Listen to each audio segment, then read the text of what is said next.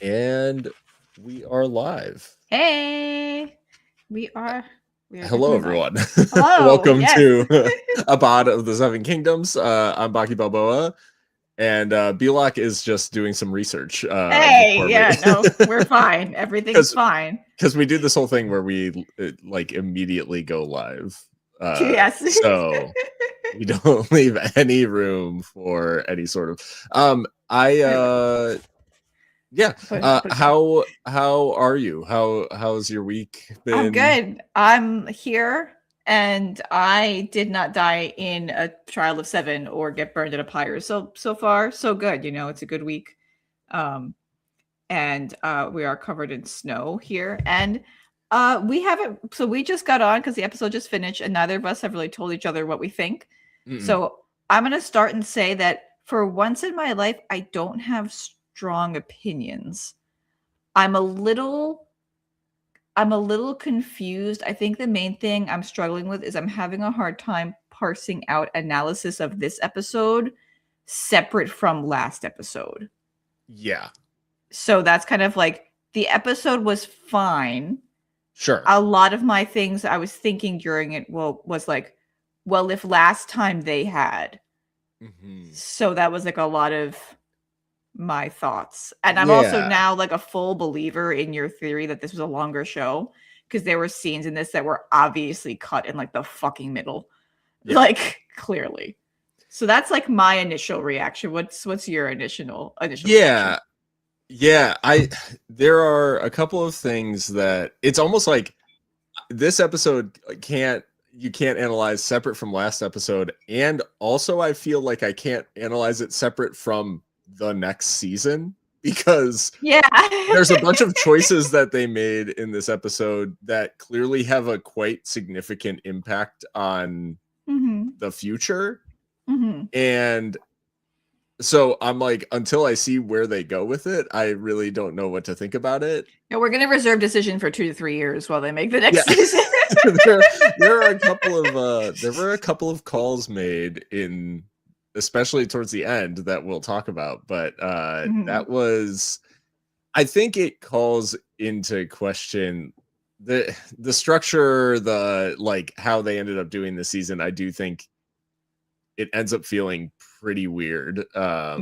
Because there wasn't really. I think people are going to walk away from that being like the actual finale was last week, right? Like in terms of intensity, like all that sort of stuff. And there are no real cliffhangers for them to end on in the way that a Thrones show typically would, where it was like it would be big climax action, whatever, like shock, second to last episode, and then sort of like tying things up and leaving on a cliffhanger for the following season. Right. There's not really a cliffhanger. Like these are discrete stories. So it's harder to leave the. Yeah, I think it's. Yeah. You know what it is? It's like, because we've been talking about structure this whole time, and I think that's the issue of this show. I think generally the writing has been good, and of course your acting, costume kind of stuff has been good, and most of the cinematography has been, you know, we've had like our nitpicks, but like the structure has been really a struggle. And how much time you spend on falling action in your story, usually not very much in books. Sometimes you get like a little bit more, but because you like sort of like that's how the book medium works. But in like in an episodic visual medium, your final episode being all falling action for a full length episode, I can't even think of an example of that. I'm trying to think in like other modern TV shows, like if I know one where that happens. The most recent one I could think of is in Stranger Things, the finale. The last 30 minutes of the finale is also falling action, and everyone complained. The finale itself was an hour and a half, but everyone was like, why did I spend 30 minutes watching them graduate? And I was like, yeah, that was a fair critique. Why? Sure. Why did we do that? And this, I don't know, this episode felt like I was interested in a lot of what was happening, even the stuff they made up. I wasn't like offended by it. Oh, well, that's not true. I was mostly not offended by it, but I don't know how much of it was needed. Yeah. It's almost one of those things, like, I feel like we can work through it a little bit. What I would say is that what I expected to be sort of the real emotional moments of this episode, to me, fell like a little flatter than what I would have expected, because I was Yeah. expecting more out of the Makar and Dunk interaction. And then when we got two of them, I was like, okay, there's going to be like catharsis at some point, Mhm. like between them. And they actually robbed Makar of like agency and stuff, like in Yeah. the ultimate. So anyways, we'll get there. Is this feminism robbing Makar of agency? Hold on. Am I supposed to like I'm kidding. Okay, that's a And joke. now you will see. Little So, blonde boy, you will see what it is like. No. Do you want to start from the opening with the smooth jazz? I literally okay, so I literally paused. I lacked the vision for smooth jazz in this show. I truly did. I paused the TV because I was like, okay, is some other media playing in the house? Because surely this is not what's like scoring the show right now. That was very interesting. Yeah, I literally had to pause it to be like, is this coming from the TV? I could, if you had given me 100 guesses for how episode 6 starts, I none of the 100 would have been smooth jazz. Yeah. And yeah, the show has a tone confusion, I think. That's this opening scene for me was very interesting. And I would say, in light of, and this is where again, like, I just feel like the show wasn't meant to like actually air this way. But the way that, well, one, Lionel Baratheon, I feel like we need to have a chat about Lionel Baratheon. This man is going to get written up by HR in a hot second. He is trying to fuck Dunk so hard. And like, I get it. He's a big boy. I understand.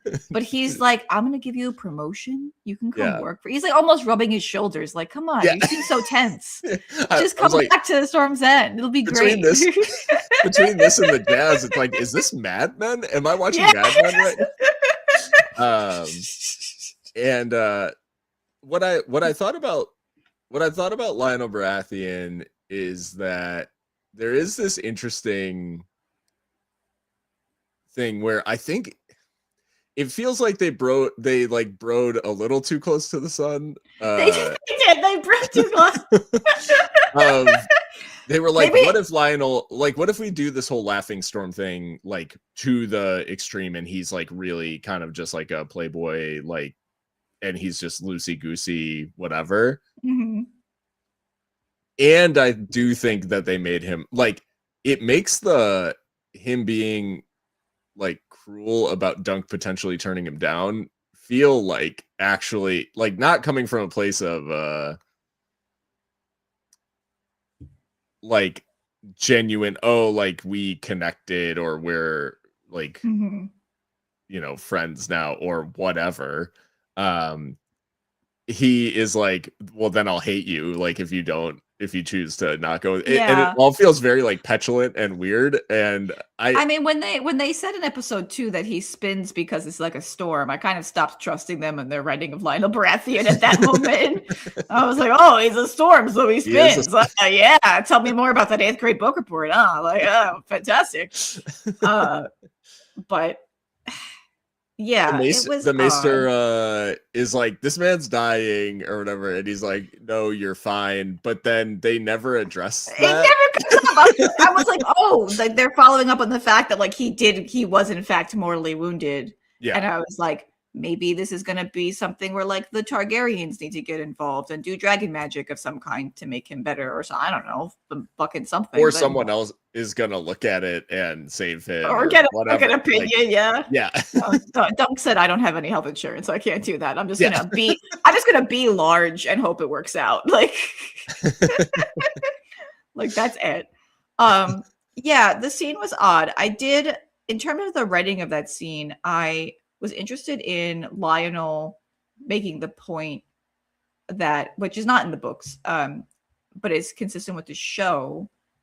Lionel making the point that the Prince Baelor had nothing to lose because he was entering a battle where nobody could attack him legally, or like very few people could legally attack him. So he was actually the safest of everyone. Good point. Fair point. Actually, and then that I felt that kind of reflected what we've seen from some of the small folk, like the Fossilways and stuff, talking about like shitting on the Targaryens. So I feel like that bit of world building that they've introduced is consistent within their own script, which we love to see. We'd love to see that. Yes. Yeah. I think it is what it feels like they're trying to do is they're trying to sort of show at least a starting point of the wedge between the Baratheons and the Targaryens that eventually leads to, one of the Baratheons rebelling and seizing power. Yeah. So it feels like good in a certain way from a world building perspective. I would say Lionel specifically then like attempts to reconnect himself deeply with the Targaryens. So it's a little bit odd because of that. But what I like the fact that they did it does feel like they're trying to add to sort of the well, so then this is one of the moments where I immediately start thinking about the last episode, because I was like, if we introduce this world building element that the small folk and the folk in general are like unhappy with the Targs, like we had talked about maybe last episode, there being like a small folk kind of riot situation because of Dunk being attacked or whatever. Then that's like, this is one of the points of this episode where I was like, well, why didn't we do that then? If we put that in, why didn't we do that then?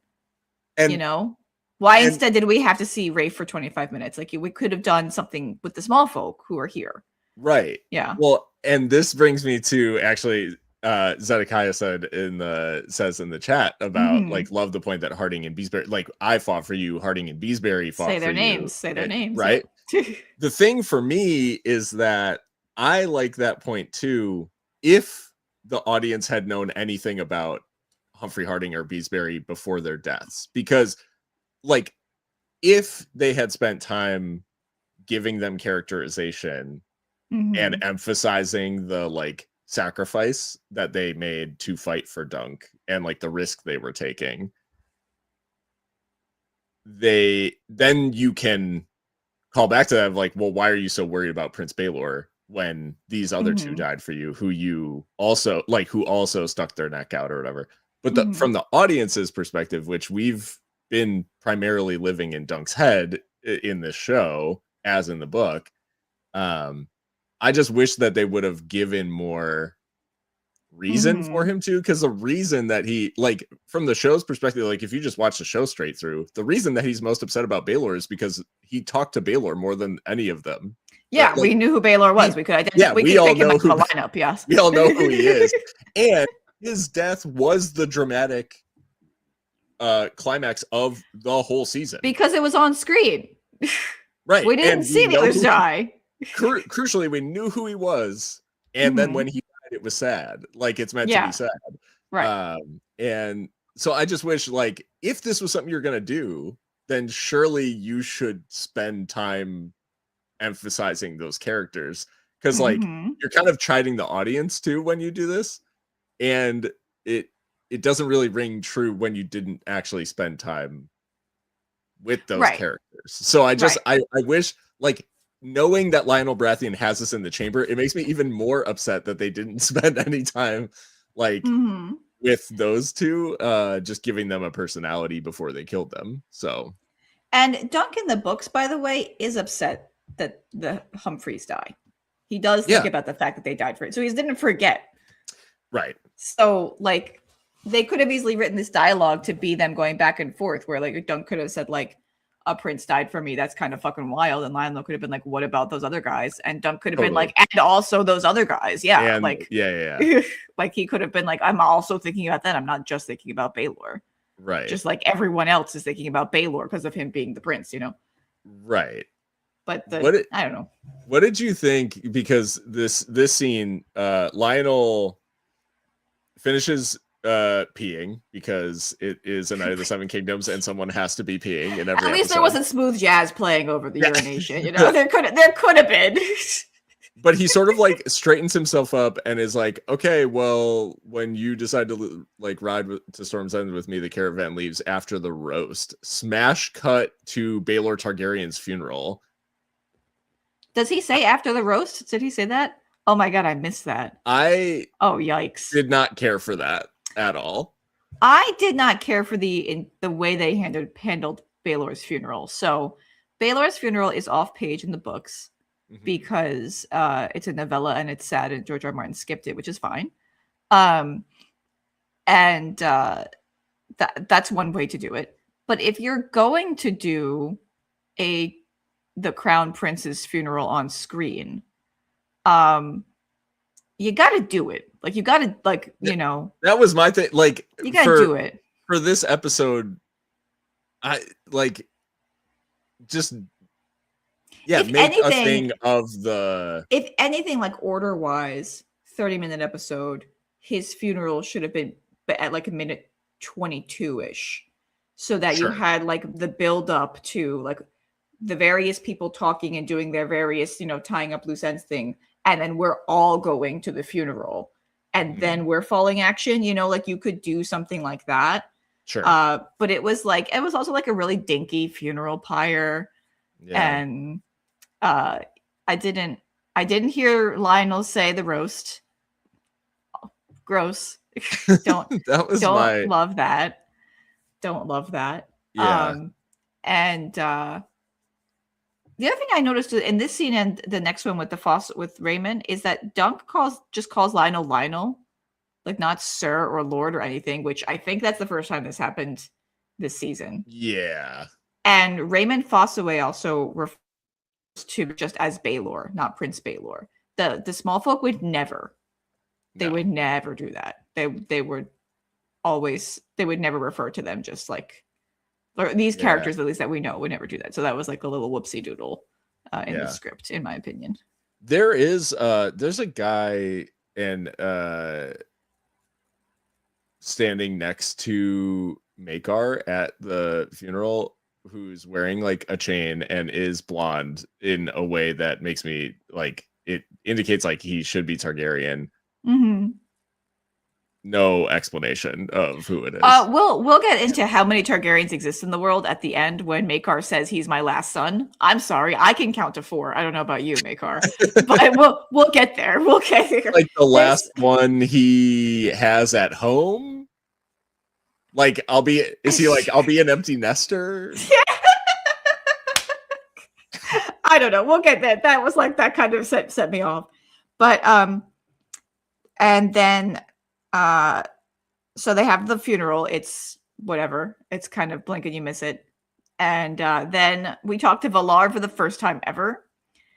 And this should have just been cut, in my opinion. What do you think? It's an interaction that belongs in a different version of the show. Right. Exactly. Like in a show where Valar has been introduced and we know who he is, and we like, this is another scene that just emphasizes the fact that I think there's a longer cut of the show in which it makes more sense. I think the fact that they took the time to give him the white streak like in his hair to denote who he is means that probably showed up before in the season, in the original cut of the season. There was just that scene should feel like deeply, just like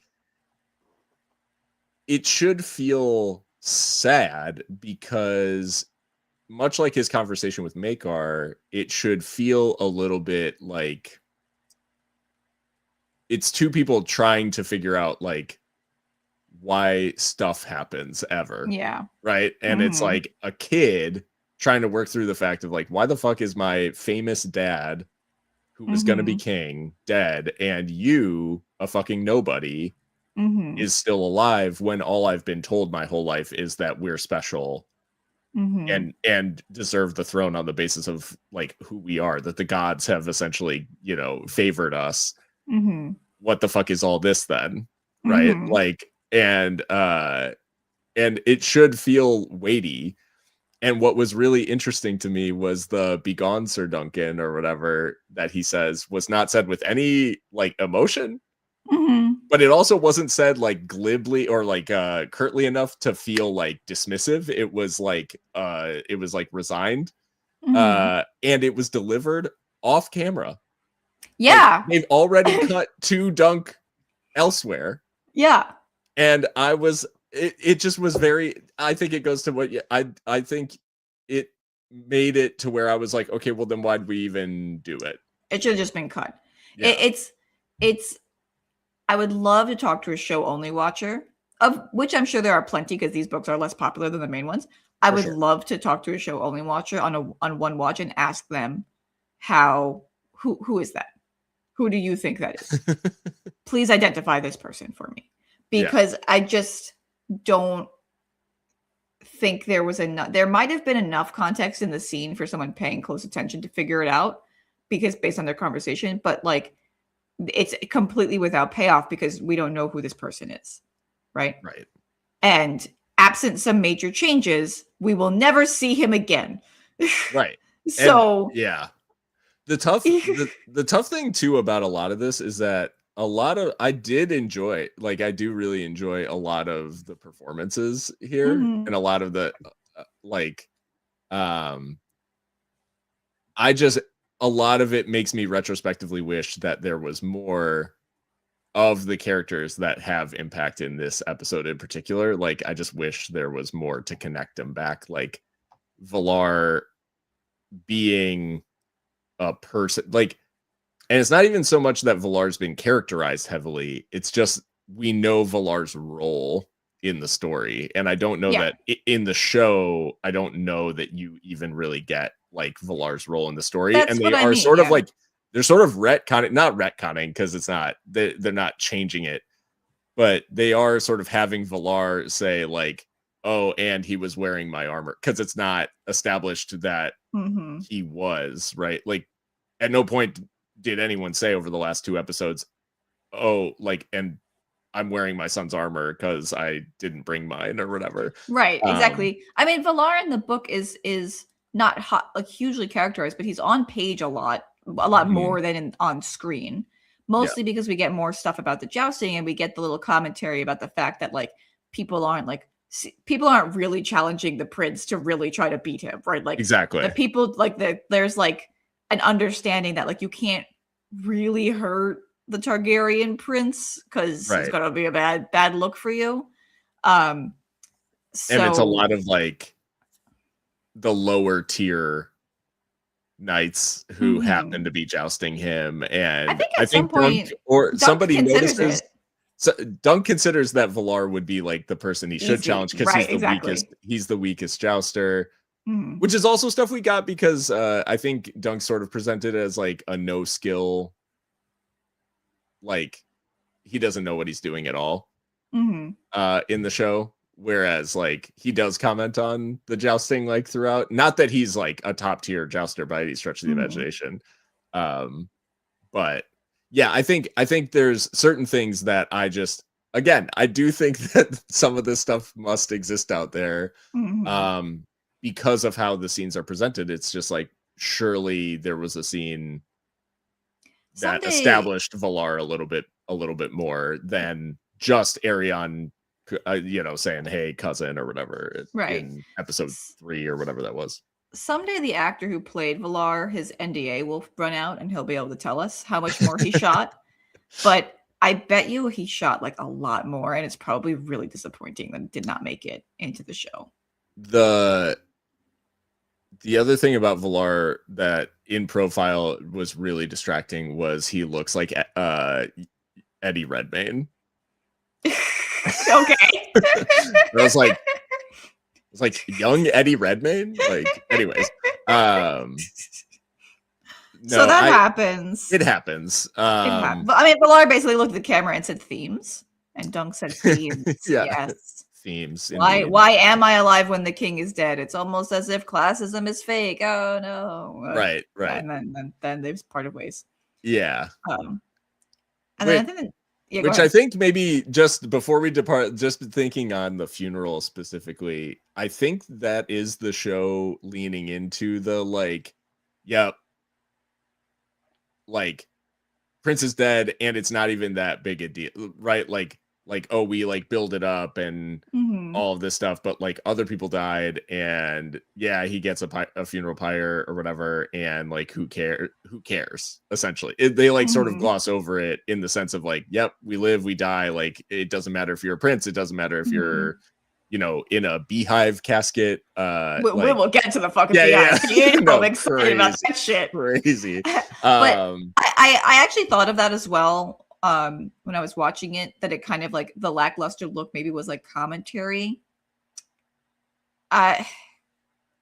Maybe. Yeah. I think it would have been more successful if it had been later in the episode again. Like if it had been built up to like, we're all going to this funeral is a big deal, and then it like is a campfire. Yeah. You know, then like it's kind of like, oh, and particularly for the audience that has seen other Targaryen funerals with dragons present. Right. So like one thing I think was missing from the funeral was the actual lighting of the pyre, because we've only previously seen Targaryens get lit up by dragon fire. Yeah. This one would have just been like some guy with a torch, right? Like that would have been a really good contrast for your viewer who has that previous knowledge. And I was a little upset that we didn't get to see that. They have like a fire breather, like carnival style, like. Oh my god! The puppets come back and they're like fucking puppet dragon. Wait, the cinnamon. They use the cinnamon or whatever. Yes, like they use it. Yeah. And then he like has a mouthful of cinnamon dust and like blows it out over and then. No. They put the dust in Baelor's mouth, right? And then they light it and it goes. And he's the dragon. Done, fixed it. I do enjoy I think so it's one of those things where I think they were maybe trying to lean into the theme, but the tough thing about it being Baelor specifically is that Baelor is not meant to be like, he's meant to be the guy that reached across the divide, right? Like he's not. So when it's his funeral, it does feel a little bit personal about like, oh, well, yeah, Prince Baelor, like, was he actually all that great? And it's like, well, no, I can't speak to the like rest of his life, but the stuff he did over the last 3 days, it was exceptional, like for a royal. So yeah, I just thought that it was a little bit, I don't know. I felt like they were trying to undercut sort of the whole royalty thing and say like, oh, well, he didn't really risk anything. And it's like, well, yeah. And he did show kindness to this person and didn't have to do any of this. And he fucking died. Like, so, and he saved Dunk's life in the process. So like we should care. Like, yeah. So I didn't love that they kind of made it a little bit of a joke. Like they made Baelor's funeral like a little bit of a joke. Because at least not wasn't for smooth jazz over it. Exactly. They could have had this. Where was the smooth jazz band? Right. But that takes us to the the first Raymond Foss away scene, right? Yeah, Raymond finds Dunk and says, "Hey, dog, what's up?" And they have a bro hug, which was sweet because toxic masculinity is bad, and it is good to hug your bros. Maybe not the way Lionel Baratheon wants to. I was gonna say, too aggressively. You hug your bros with consent. Dunk gets uncomfortable from the length of the hug, and I was like, "Dude, you're literally cuddling with Lionel Baratheon not like 10 minutes ago." Well, that's his boy Lionel. What are you gonna do? Yeah, so I like that we get the lore about the green apple fosserays, which was very nice to see. I liked that as a visual with the shield and everything like that. And then we get more proof that the show is shorter than it should have been, which is this lady comes out. Lady Rowan? So, okay. Okay. I have to and maybe people in the chat can help with this. There were rumors going around that this was Lady Rohan Weber, like attending the tourney, and they were going to connect it to season 2. Then she comes out of Raymond Fossaway's tent, and I'm like, and she says Lady Rowan or Rowan or something, like something of the sort, and I'm like, what are they trolling? That they're like, oh, people will think that this is, or maybe there were, I don't know, during production stills of like, oh, is Rohan Weber? I don't know. I didn't see any of that, but recently I've seen like the theorizing that this is Rohan Weber. If this is Rohan Weber now, like, yeah, we're donezo. We're donezo, gonzo, babanzo. Like, no. 0%. This is not. Yeah, it was a. Okay, Rowan. Yeah, the subtitles definitely had a W. Yeah, because I can't understand shit without subtitles. So the subtitles definitely said Rowan. Okay. I guess they might have been trolling. With HBO, you never know. They might have been trolling, but yeah. So he gets married, and she. Well, what's so cute about it is like she knows like, that she's pregnant in record time. Well, she's like, well, I'm definitely pregnant with your son, so we have to get married now. Yeah. And he's like, that's how wombs work, obviously. And it's like, this is why sex education is so important. Truly. You might I mean, good for her. Good for her. Yeah. She like saw an opportunity and took it. She's like, done. Absolutely. But my guess is, because we saw her previously in episodes 1 and 2, 6, 1, 2, 5, and 6. Yeah. My guess is she had more of like a subplot that is on the cutting room floor. Yeah. So that, which again, yeah, the longer the Parker release the Parker cut. Yeah, and then this is when Raymond, or I guess when Dunk gets summoned the first time by Maekar. And was it last week that both of us were saying, please don't do it in the castle? Yes. But then they did. Because the whole thing in the book, and I know this is whatever book snob, but this is who we are. We're a podcast about the books. We're a podcast about the books. But actually, the things that I was missing from this is Maekar goes out to Dunk's tree. That's like in the book. He meets him out there. One, because the idea of them meeting, I'm assuming, is not something that Maekar would want people to know was happening. Potentially, yeah. That could definitely be part of it, yeah. So he goes out, seeks out Dunk, right? Where only his like personal guard is gonna know that he was even out there.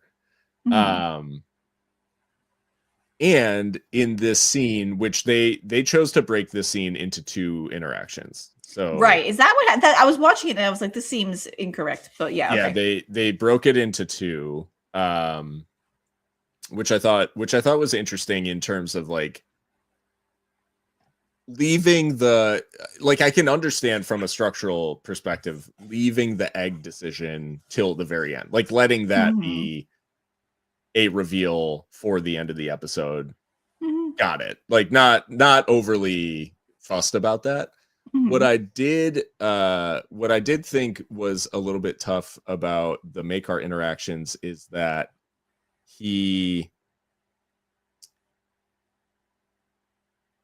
has this initial conversation with Maekar basically saying, you know, Maekar's like, I killed him.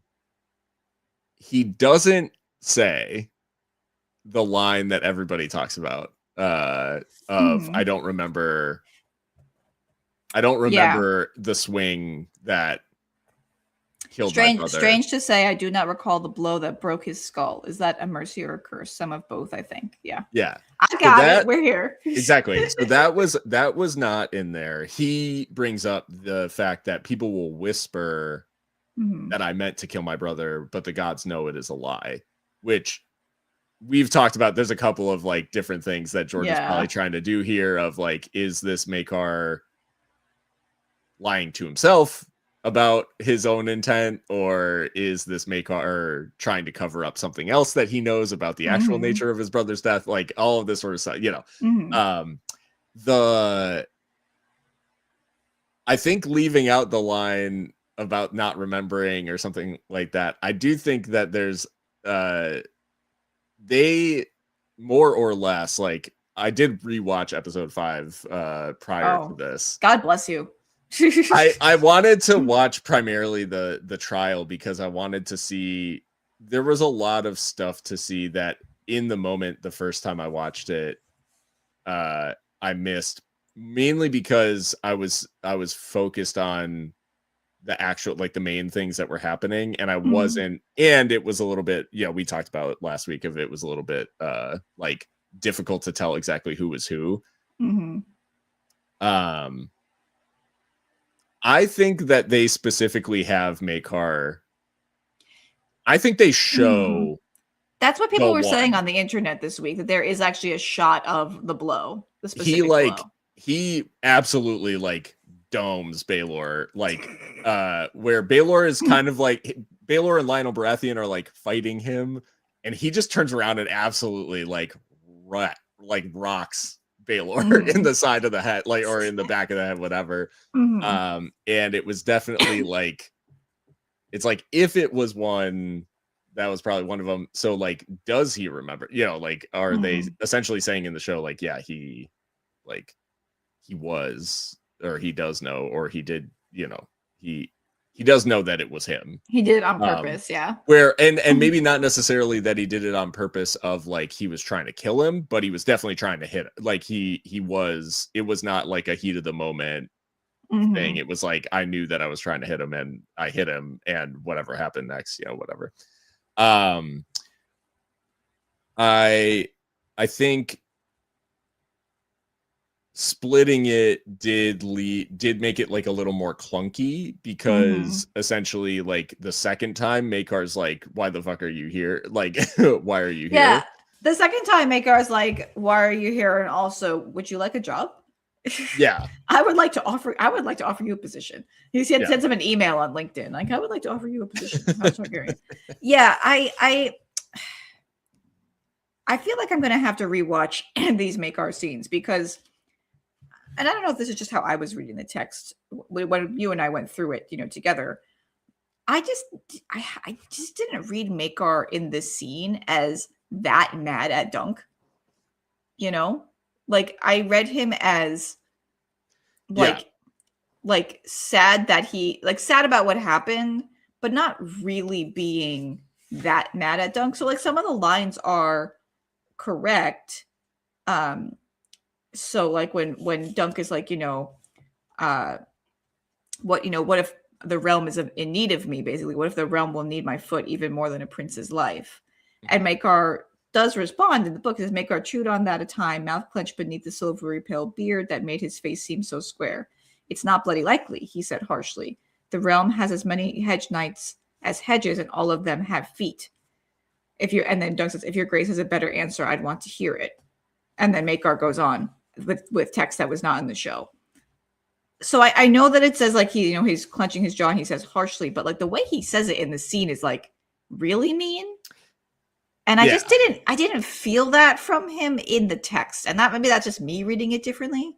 Yeah. But it felt in the scene like he was really blaming Dunk for this, when it's like, Makar knows this is Aerian's fault. Even if Aerian didn't swing the mace at Baelor, like, the whole situation was Aerian's fault. And Makar was responsible for Aerion.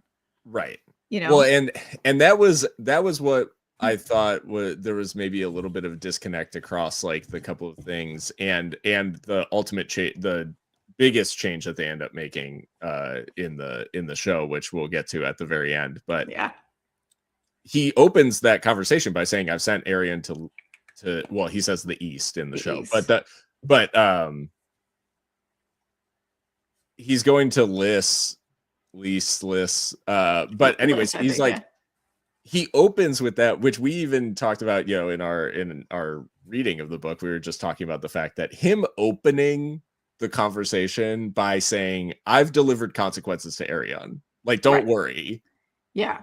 right? Like that is an admission in and of itself. Because if it was like, hey, you destroyed my family and my brother's dead because of you and fuck you, like you attacked my son, which caused all of this mess to begin with.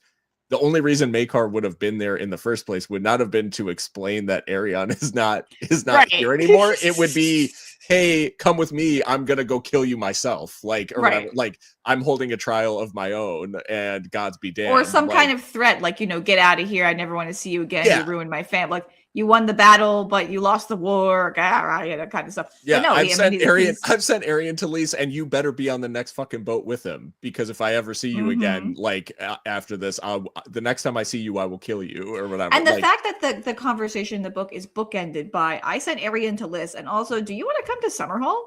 Yeah, like that's so indicative of the fact that Maekar knows. Maekar knows he doesn't actually blame, this is his family's fault. Exactly. He does not actually blame Dunk. Exactly. And so the way that it came across on screen, I felt like Dunk was being yelled at, and I'm like, don't yell at my sweet Dunk boy. This was not his fault. You were trying to take his feet. And that felt incorrect to me. That felt like a mischaracterization.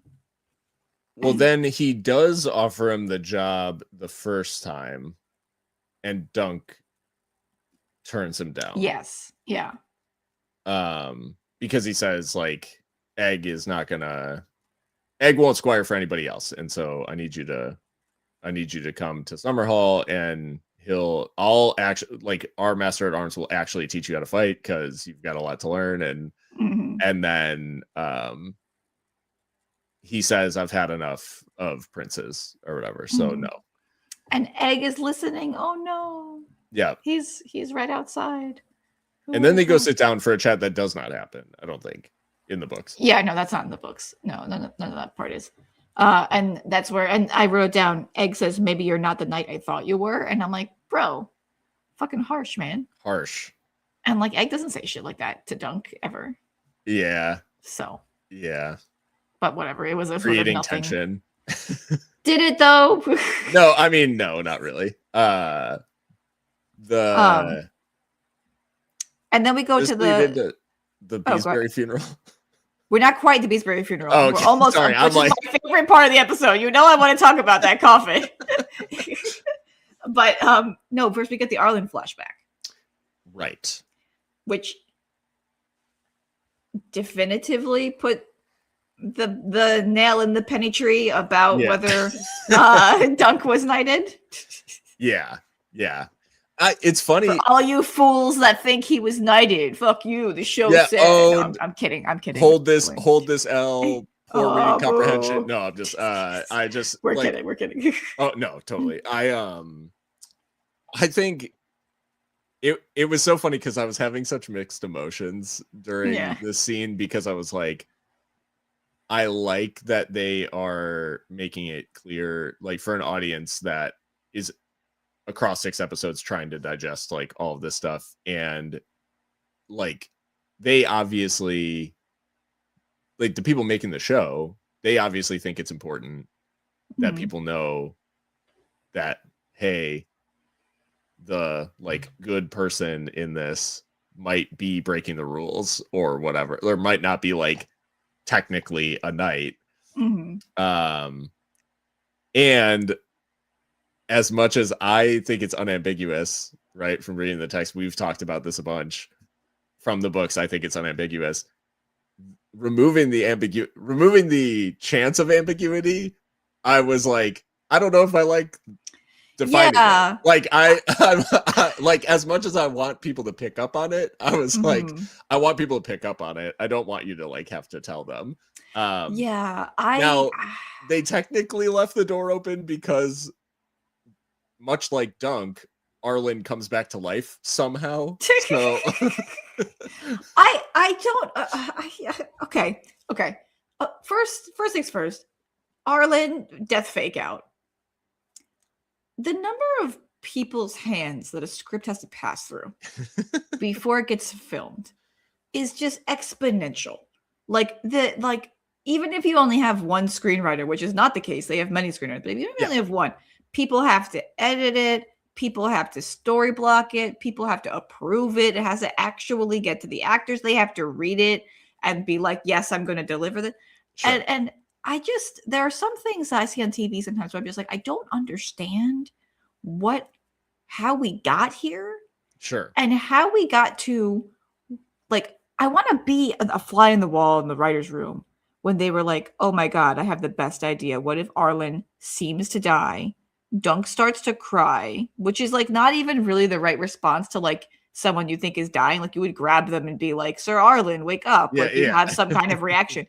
He just sits under his cloak and starts to cry. And then it's a death fake out and he wakes back up. Yeah. And then we know he dies pre-story.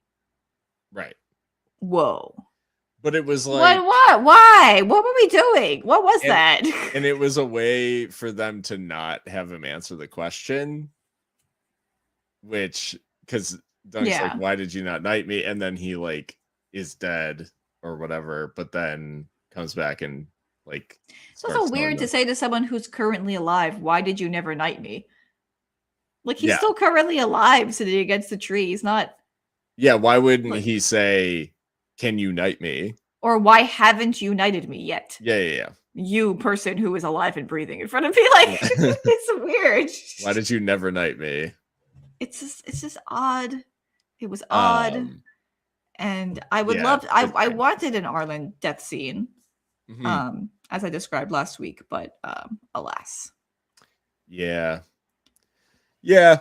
I mean, I don't know how I feel about because I initially was very offended by them clearing up the ambiguity, but then I started thinking like, okay, well, for your visual audience, maybe this is different for them to understand.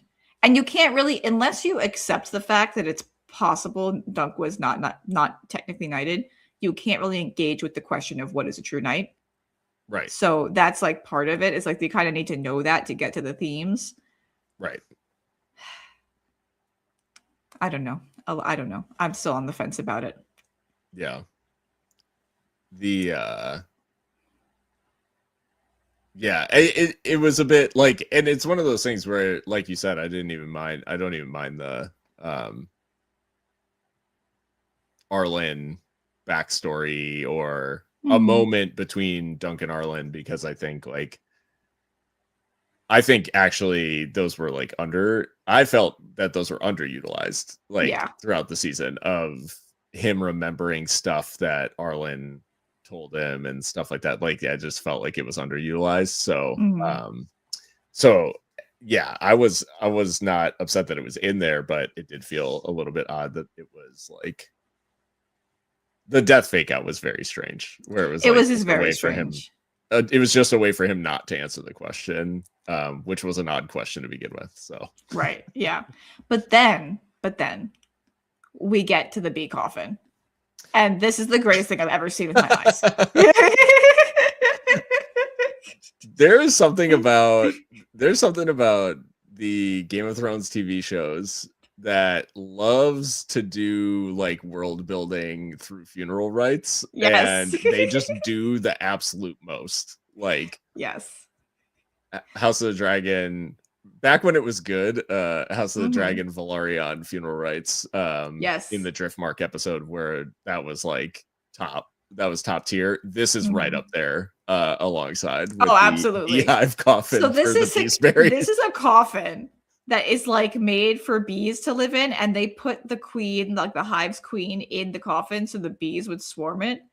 And I'm like, get this person an award. Whoever came up with this, I want to shake their hand immediately. Like, what a good idea. And just good idea, in our universe, good idea in universe. Like, I want to know what Beesbury family member was like, what would be great? What if we lean really hard into this bee shit?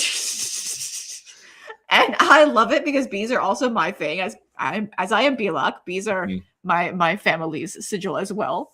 And I'm putting my request out now for, hopefully my death is long time from now, but I am requesting a bee coffin in the style of Humphrey Beesbury. Thank you. I will take no notes. That's amazing. And the explanation for it comes from Rowan, which was interesting.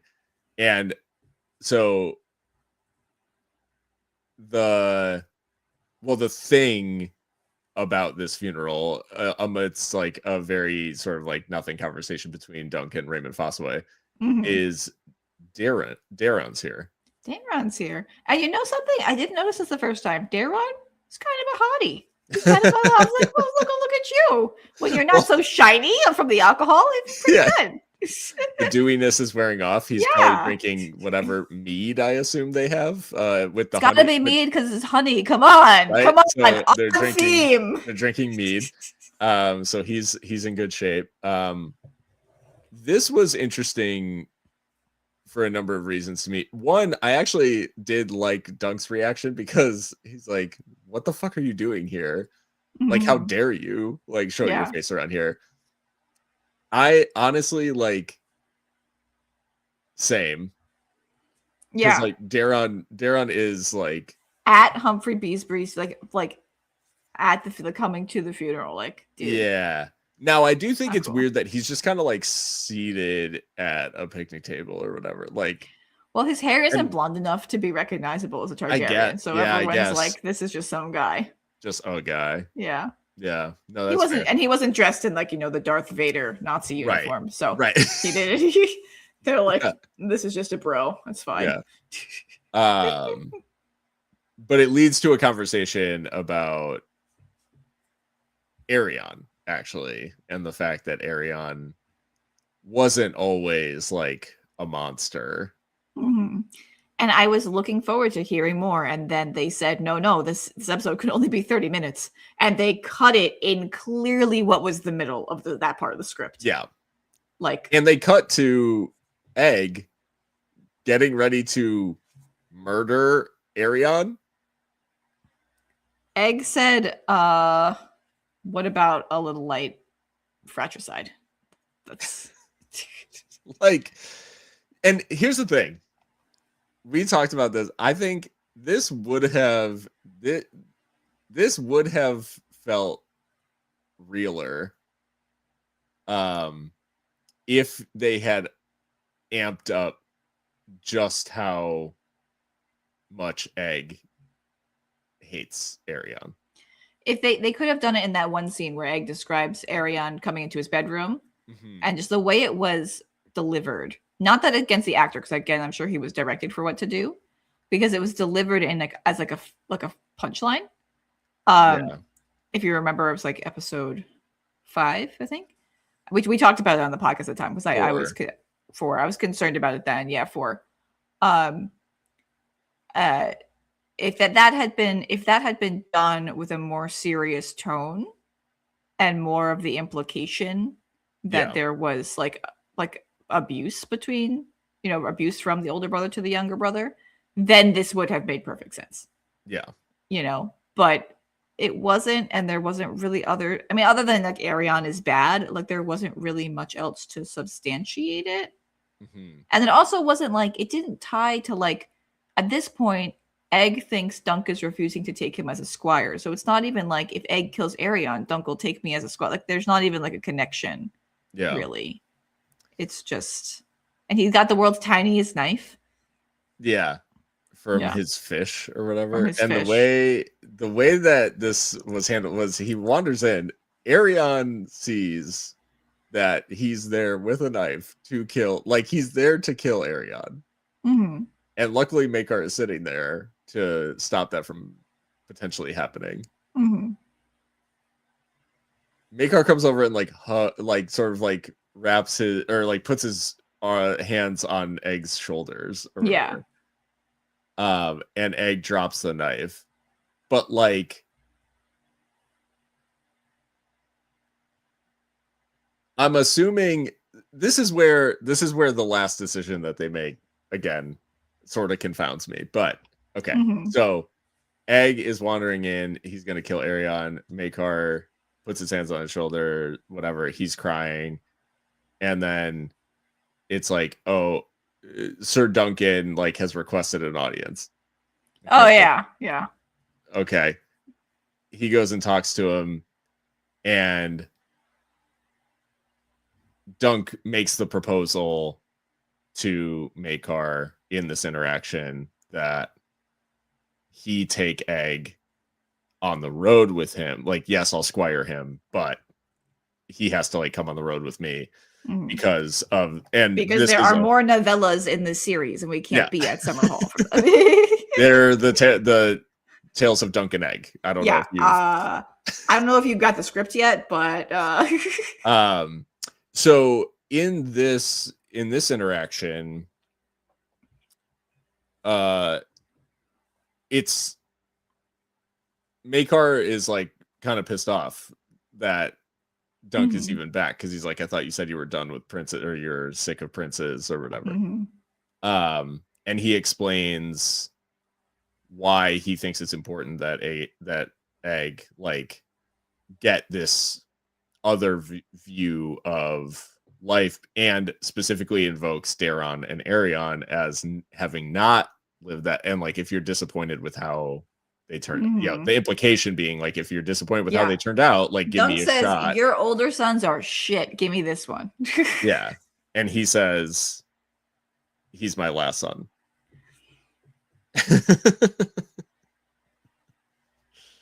Okay. Just give me a moment. One Targaryen dies in this season. It is not any of Makor's sons. He has 4 sons. He has so many sons, we haven't even seen them all on screen yet, because there's just too many of them. And well, we've technically seen them all. We've technically seen all of Makar's sons on screen.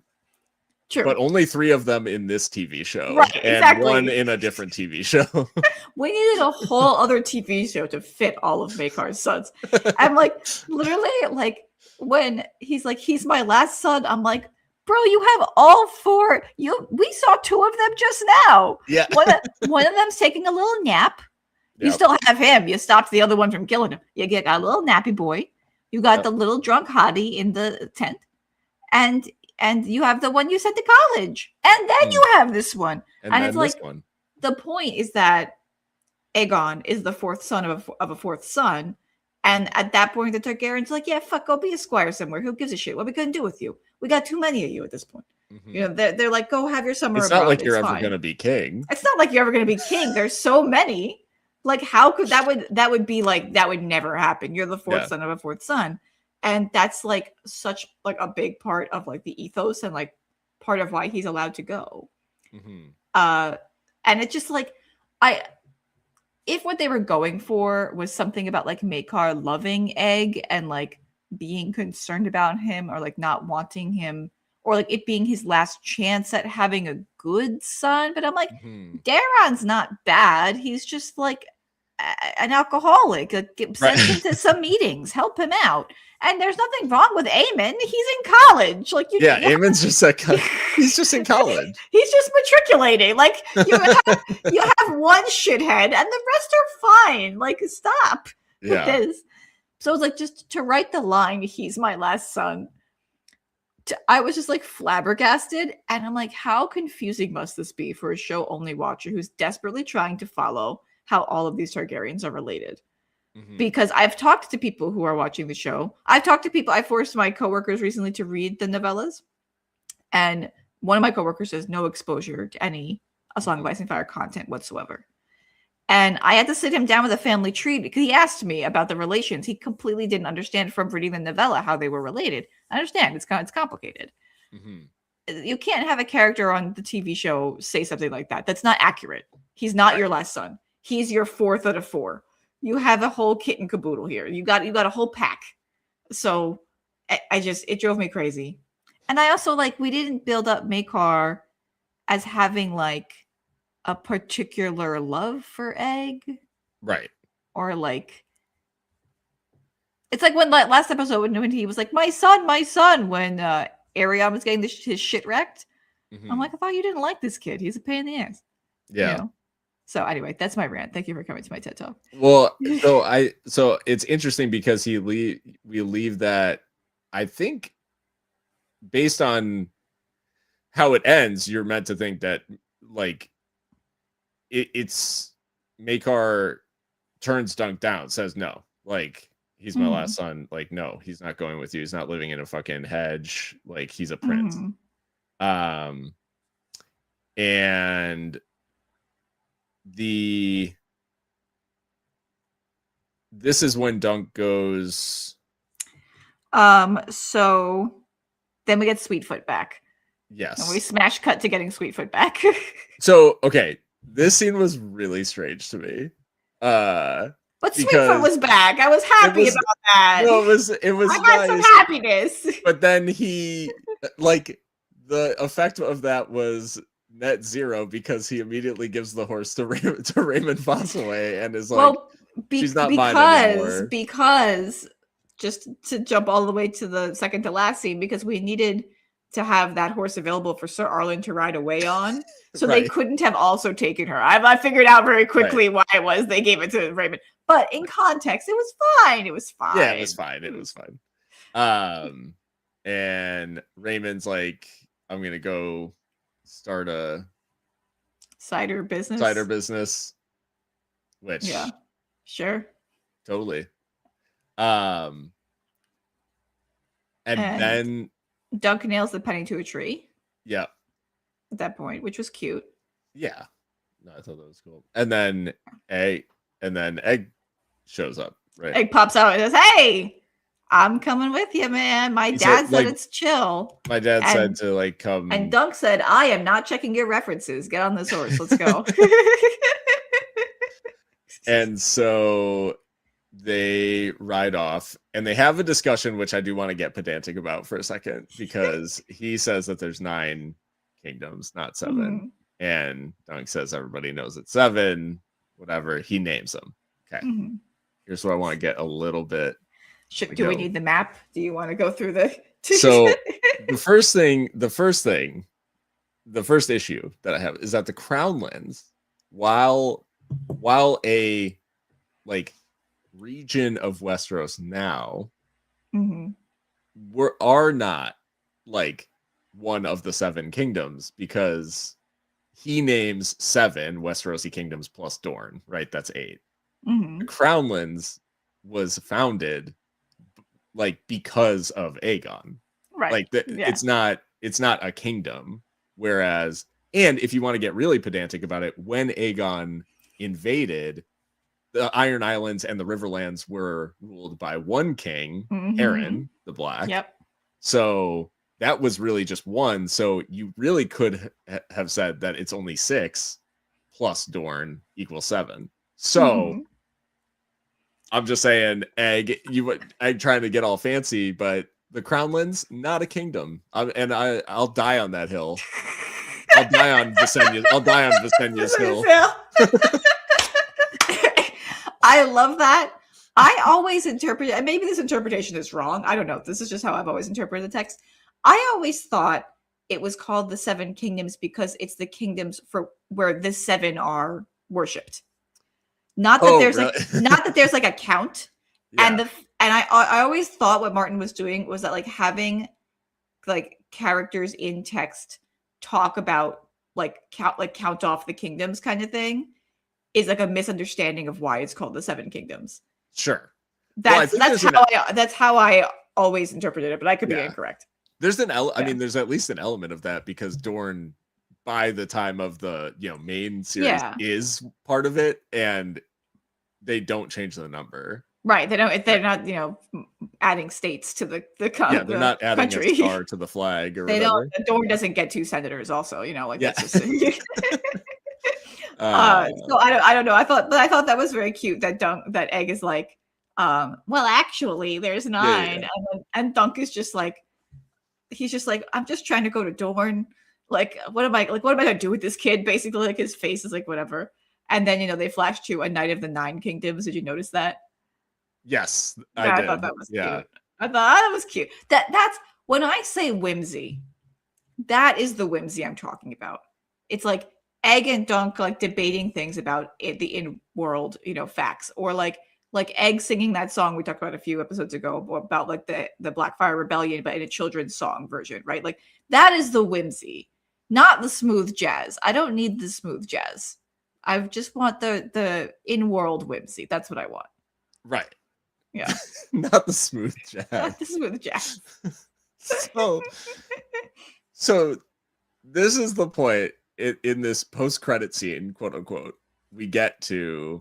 Well, first we have them ride away into the sunset. And we have the image of Sir Arlen's like ghost, I guess, is riding alongside them on Sweetfoot, this is why we had to give her away in the previous scene. And then very suddenly veers off into the field. And I understand what they were going for, but it was a little silly. It was a little like he got distracted. Silly. Yeah. But I understood. I understood the idea. And it was very beautiful. I liked that. I thought that was nice.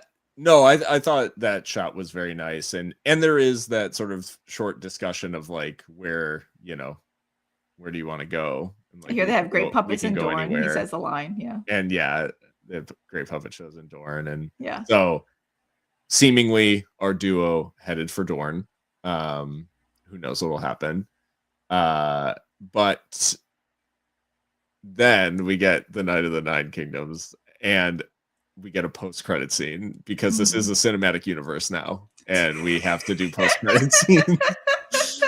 No, it's not truly a post-credit scene, but so the title card comes up. It's a joke. And then we get the images of the Targaryen like caravan leaving Ashford and Maekar is looking very confused. And then starts asking where Aegon is, and Yikes. Then it becomes clear that Maekar did not actually authorize Egg's travel with Dunk. I have a lot of thoughts about this, but I'm curious like what you made of this, because this is a quite significant change from this is a quite significant change. I understand why. So at least we're there. I understand why, because assuming the show goes on for a second or subsequent seasons, a looming threat of being followed is a really easy kind of particularly television story structure to have. And particularly if it's like Egg knows he's in hiding, but Egg knows he's in hiding from the Targaryens, like from his family. Dunk does not know that, but Dunk knows they're still hiding Egg's identity for safety purposes. Like you can have all kind of shenanigan kind of stuff. All of that to say, I don't know how you keep that going too long, because at some point Dunk is going to learn that a Targaryen prince was kidnapped by a Hedge Knight. Yeah. Right? At some point, the Targs are going to have to tell people, like, our kid, like one of our kids is fucking missing. You have to help us find him. Like, find the Hedge Knight. Like, here is a bounty, Right. And maybe that's something they go for. I mean, like, it also depends on season 2 if they want to fill in that gap of what happens in Dorne, whatever. But then also it's like, okay, then what? He's going to be for like a season. He like Dunk like kidnapped, quote unquote, Aegon, and then what? They're going to conclude by letting Aegon go with him. So like, I'm a little like, we're in a little bit of a plot cul-de-sac with that, like we start where we end, or we end where we start, So I understand, like, from a bird's eye view, the opportunities they think they're going to create for themselves. But I don't understand in like a textual way. Like, I think textually it's going to cause problems. What do you think? I think two main things. The first is that like the idea that Dunk would be able to like go now, obviously going to Dorne, I guess, like if you're going to go anywhere at this point and get away, and be away, like Dorne is the least sort of, integrated like part of the I know nobody knows where they're headed, because he didn't, like, people have been asking him all episode, he kept saying I don't know, right? So no one has any idea. Now I'm trying to not like give up the like talk about too much, but like a bunch of really serious shit is about to happen with the Targaryens, and if they actually don't know where one of the princes is, like that's like a big deal. Yeah. And I don't know if they'll like we're in an inn and like two, guardsmen walk past and are like, bald Yeah. kid, whatever, and like he's under his straw hat. Like, I don't know if that's gonna play like funny, Mhm. or if it's like, hey, Dunk's technically straight up like, forget about the whole Trial of Seven thing. Like, he's straight up a fugitive now. Right. Like now this is actually once Dunk realizes that Egg did not have permission, Yeah. like at that point he is then a fugitive. Yeah. Which is like then is it a whole different plot from book 2? Are they just do they do something else entirely? Yeah, that's what's really interesting to me, and is like him, because is he with Osgray? I mean, that whole time of the Sworn Sword, are we talking about like Dunk is technically Because years a passed wanted between. man? I think like 2 years passed, doesn't it? From book 1, novella 1 to novella 2. Yeah. So Yeah, about 2 years. So is Aegon going to be missing for 2 years? That's what I'm saying. And Dunk's gonna what? Not know? Like everyone's like everyone's gonna. That's all people are gonna be talking about the Targaryen prince. That's what I'm saying. There's a prince gone for 2 years. Like, unless they like do some crazy shit where the Targaryens are like, maybe it's one of those things where Maekar figures out like, all right, I know he wasn't kidnapped. I know where this kid went. Like he wanted to go with Dunk. He's somewhere with Dunk. I just need to find Dunk and like keep it under wraps. Like maybe they could do something like that, where instead of putting the word out that like the Targaryen prince is missing, they could be like sending out a few people and like trying to find like information on where Dunk the Tall went. Yeah. But for like years. Yeah. That's the thing, is like, I just don't get how they resolve it in a way that doesn't feel kind of ridiculous. Like, yeah. Because either they resolve it well, like it's just not a thing by the time the next season starts, of they just say, oh yeah, and we had to have that tough, talk with my dad or whatever. Like, or they do something silly where they start next season and like the Targaryens find them like just down the road under a tree. Yeah. And they solve it right then. Like it's just right after Ashford Meadow. Yeah. Yeah, they literally cut to that scene of them in the field and Arlen riding off, and like, and the Targaryens just literally like behind them. Yeah, like, yeah. And the other person that I think, or the other reason I think it's problematic is, and it's not because he's a character in future stories or anything like that, but Maekar as a person who exists in this world. Mm-hmm.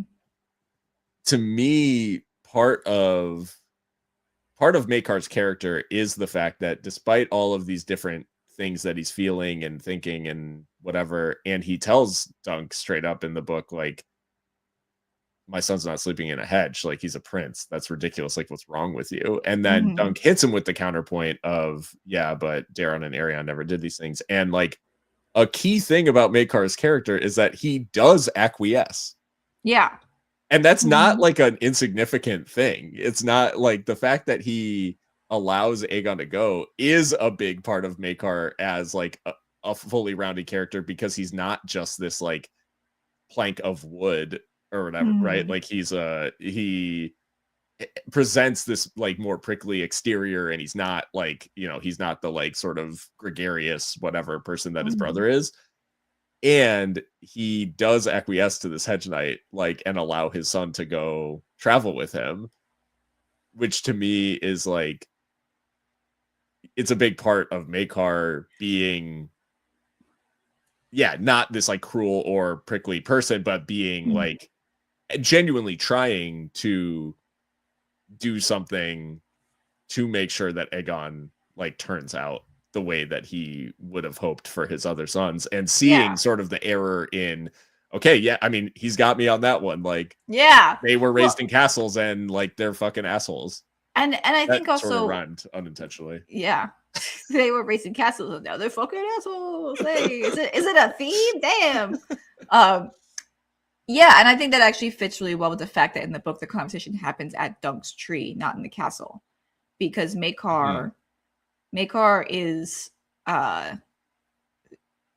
not, I mean, there's still he still has the classism brain, because they all do, but he's recognizing and capable of recognizing that like being royal doesn't mean you're good. And he certainly can recognize that what Dunk was doing was good because he knows his son is a piece of shit. Yeah. So, like, the fact that he goes out to Dunk, I think, is definitely partially that he doesn't want other people to see it. But also, it's also, like, respectful. Like, he goes out to and finds where Dunk is as opposed to summoning him, demanding his presence in the castle or whatever. And the fact that he ultimately agrees is, like, they have their contingency plans or whatever.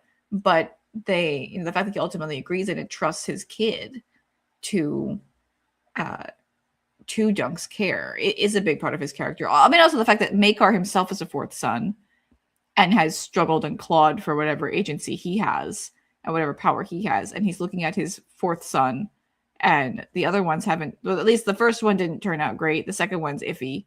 The third one's in college, so he doesn't know how he's doing, and he's looking at this one like, okay, maybe this is something this kid really wants to do. Like, we might as well try this. It reveals a level of like insight and self-reflection that I do think is important for the character of Maekar. So I would agree. I think they've turned him into more villainous is maybe too strong a word, but they've turned him into like more of a bad guy than I feel he is. Yeah, well, and now is he gonna be the detective character who's like, one step behind the protagonist of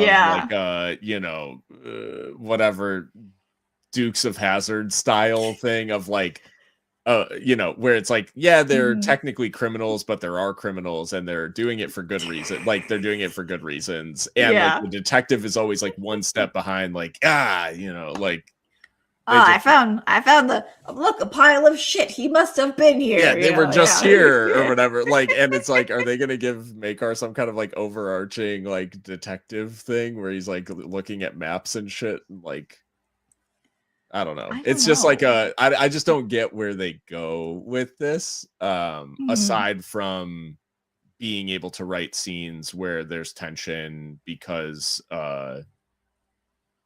they're about to get caught, Someone's like, wait, I saw they're looking for a Targaryen prince somewhere, and Bennis of the Brown Shield is like, threatens to turn him in or something like that or whatever. I don't know. This is not a game of cat and mouse. This is the whimsy that was promised. I need them to focus in on the whimsy that was promised. A little less of the smooth jazz and a little bit back to the plucked guitar. It ends on smooth jazz. The ending is smooth jazz, and this must have been done by the same person. Do you remember the episode where Jaime gets his hand cut off in the Bad Show? I do. And it ends on his hand getting cut off, which was like a huge fucking deal. And then it smash cuts to the credits, and a rock version of The Bear and the Maiden Fair starts to play. Do you remember that?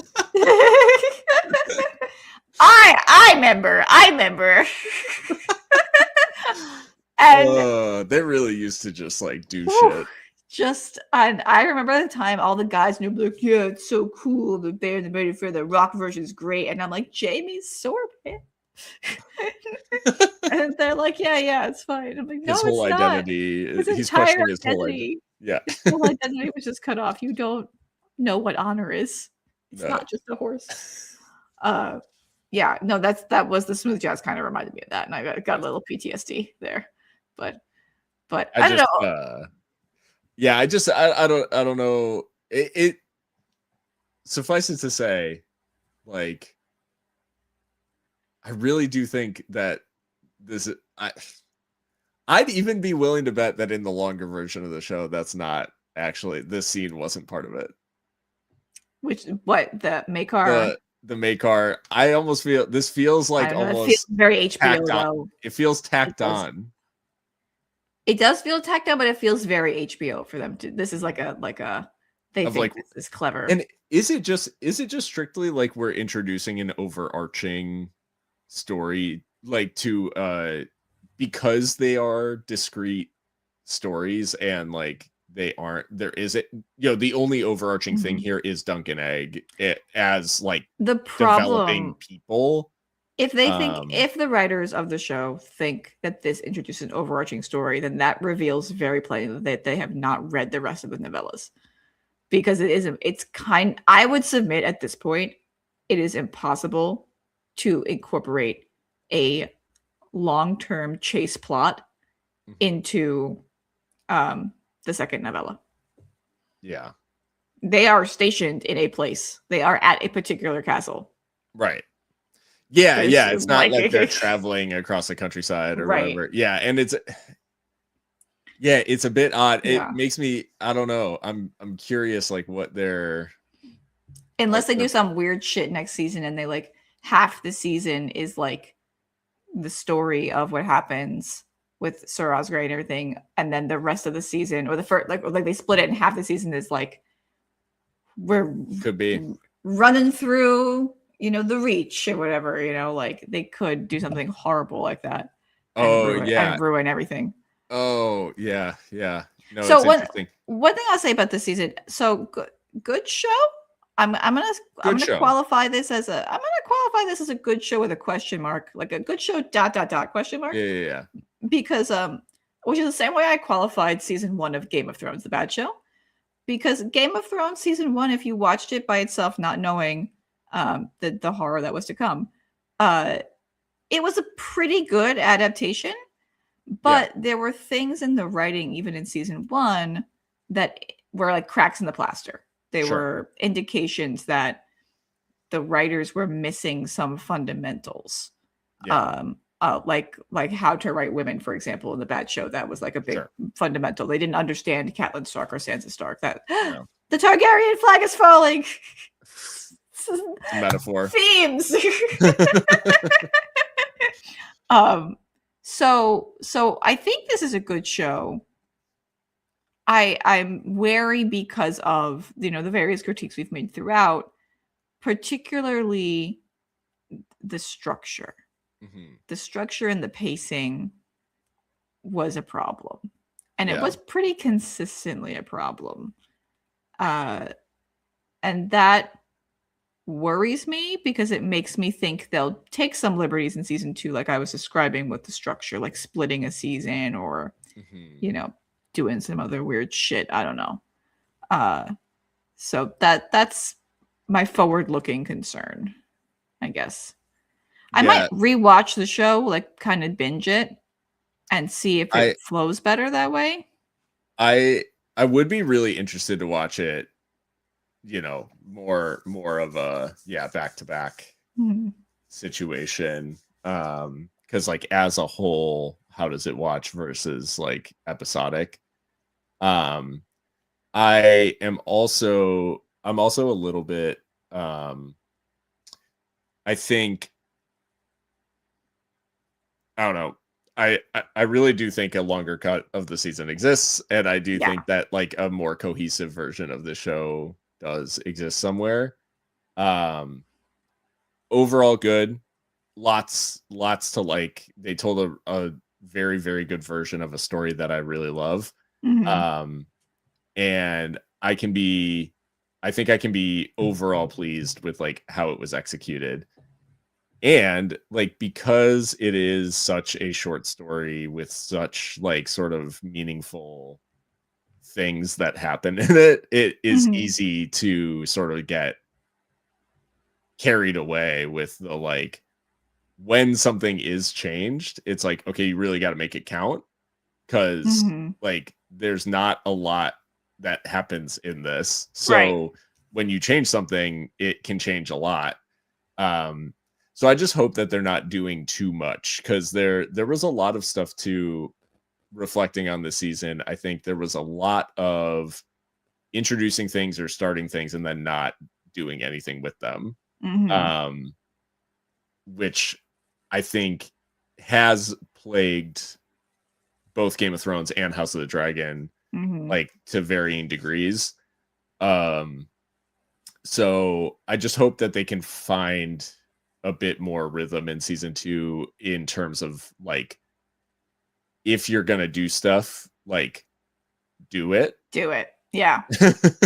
His Uh, wounds have mortified. This man is dying. Oh no, is this the plot of the finale? Never mind. He lived. Yeah, I was like, oh shit, they're really gonna like amp up the drama because Dunk actually isn't doing okay and he's gonna die. And then they were like, they were like, no, go away. Me telling you to fuck off will heal him. Yeah. Like, no, this doctor sucks. I love the. He's a I'll terrible. get. Let me sign you up for Blue Cross Blue Shield. We'll get you somewhere good, Right. and it'll be good. Lots of the Maester chain also we didn't comment on because it's the third version of Maester robes. Trying something new every single time. You know, with the fashion trends at the Citadel, what else are you gonna do? You know, they're just like, you know what? I want I would like someone out there to write a heated rivalry style story about Maesters at the Citadel. That's what I want. Include the Maester conspiracy. Just do just that. I'm sure it exists already. Someone can send it to me. It'd be great. There's a Hightower joke in there somewhere. Oh, absolutely. Yeah. That's on page 1. Are you kidding? That's the chapter title. Well, for season 2, I want to make some predictions now because I love making predictions and being right and or wrong about them. Sure. I think they will somehow, I have no idea how, but Lionel Baratheon will be in season 2. Mm-hmm. How will he be there? I don't know. But yeah. I recognize when HBO has a darling. And that is their darling. They love that character. They put that character in, I think, every episode of the show. Yeah. Yeah, the only one I would have to go back and watch would be 4, maybe. He's definitely in the first 3. Yeah, he's definitely in 5 and 6, yeah. Like, they did the added scene, tug of war, the dancing, the shirtless dancing for the first 3. Mm-hmm. And he's definitely in 5 and 6. So 4 is the only one that would be. Yeah, they love him, and they're gonna keep putting him in. And I'm gonna also predict that the second season is going to, in order to accommodate this chase plot. Mm-hmm. If in fact they stick with it, because they can dip out of it right in the beginning, like I described. They can pretend it got resolved right away, and it would be kind of silly, and then they can move on, and we wouldn't really care. It'd be fine. But if they stick with it, they're gonna have to change the structure of the story pretty significantly. Big time. So those are my predictions. I think there's a real chance. Now, what's very strange about this whole thing is that like the time changes between novellas, or the like time lapses between novellas, means that they could actually in real life like take the amount of time between production that happens in the book and just actually age egg up by 2 years. Like everybody is just 2 years older, like on screen. And weirdly, I think that because of what you've just described, and because there has to be some resolution to this Maekar thing, I think that they're gonna do some Dorne / spring sickness stuff in season 2.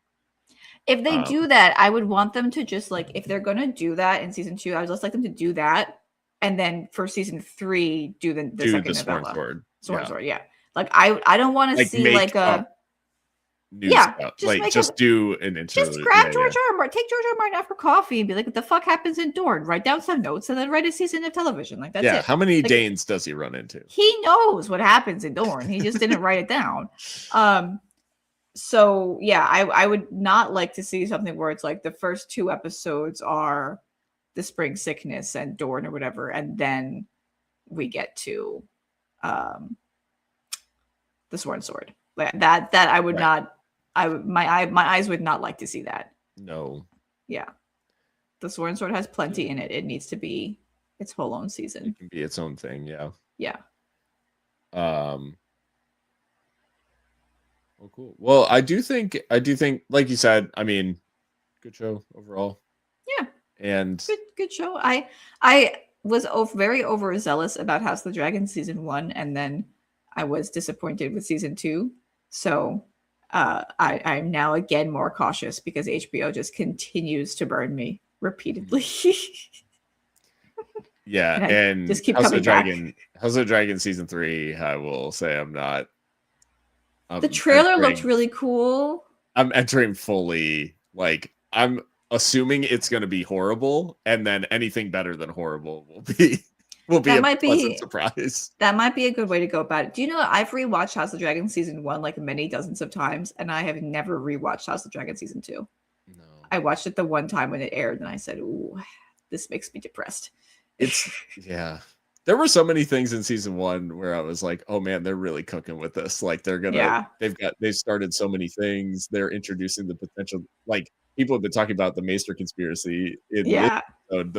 They introduced the Maester conspiracy in season 1 of House of the Dragon and then do nothing with it. And I was like, there was something interesting here. There was something there. It'll be fine. That show comes back this summer. It does. So, Phil, now that we're finished with the show of the Night of the Seven Kingdoms, what are we doing next? Well, we're going to keep rereading The Sworn Sword. Rereading. This is my first read of The Sworn Sword. We're going to get back to our close reading of The Sworn Sword. Yeah, we're in the midst of it. We've really only just started, to be honest. Like, we're barely in the midst of the... Yeah, we've only done a few episodes. I'm like checking where. Yeah, I think we did 2 or 3 episodes so far into it. Mm-hmm. So yeah, we'll be able to jump right back in. And where can people find that show that we have? Right here on YouTube, A Part of the Seven Kingdoms. So check that out. And yeah, we'll be back with those soon. We'll see. I mean, we should be able to keep up a pretty fairly regular schedule. We've gotten in the groove because of the show. So yeah, we should be pretty okay with that. And if you found us because of the TV show, you're like, I want to read the novellas or reread the novellas, we have a close reading of the Hedge Knight. Like, those episodes are already up. So in which we made predictions about what we thought would be in the show. So it's quite fun to go back and see what things we thought. I actually kind of want to go back and re-listen to some of ours to see what we... I'll have to cut together all of the predictions or something into a little super cut video of and then what did we...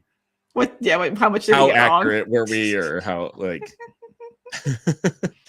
a Pot of the Nine Kingdoms. Oh, chat is correct. It should be Pot of the Crown Lands, the Stormlands. And if anybody wants to listen to even more content about Song of Ice and Fire, I have a podcast with my friend Gretchen called House of Fire and Blood, which is a very close reading of the book Fire and Blood. We're in the midst of the Dance with Dragons at this point.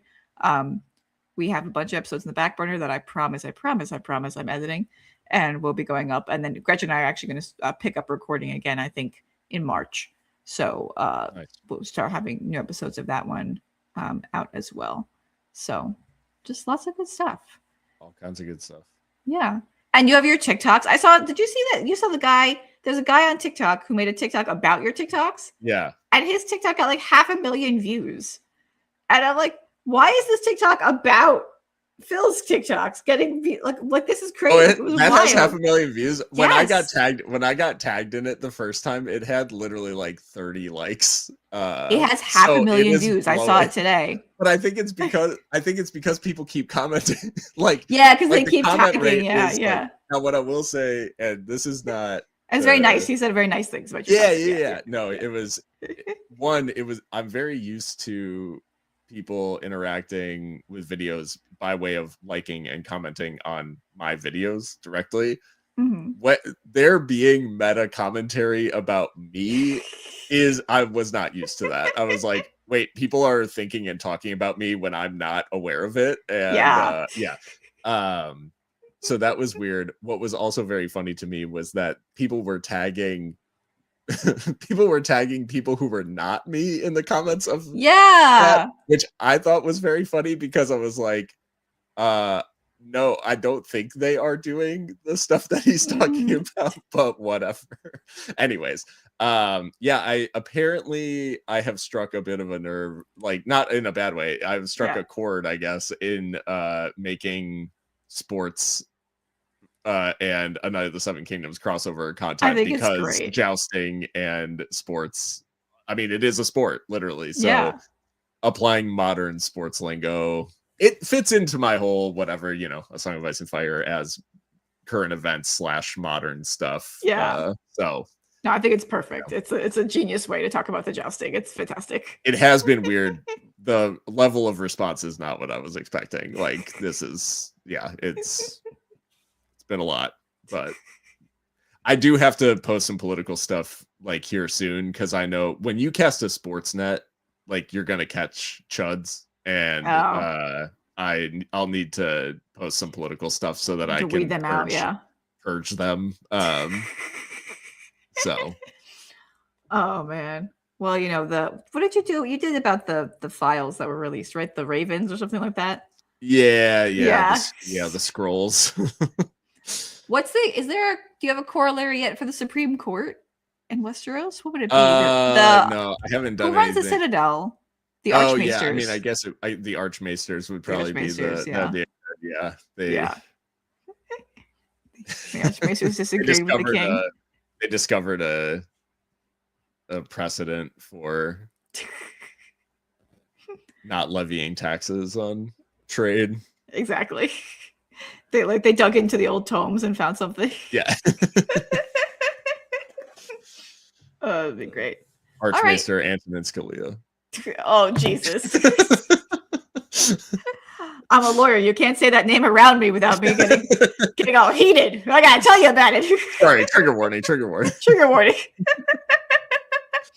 All right, guys. Well, I think that's pretty much it. So thanks for joining us on this here journey.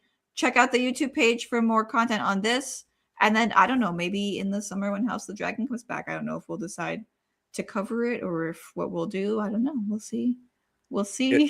It might be a very different sort of recap. No, I'd be open to it. So I'll see what kind of crew we could get together to do that kind of thing. So, all right. Bye, everybody. Bye, guys.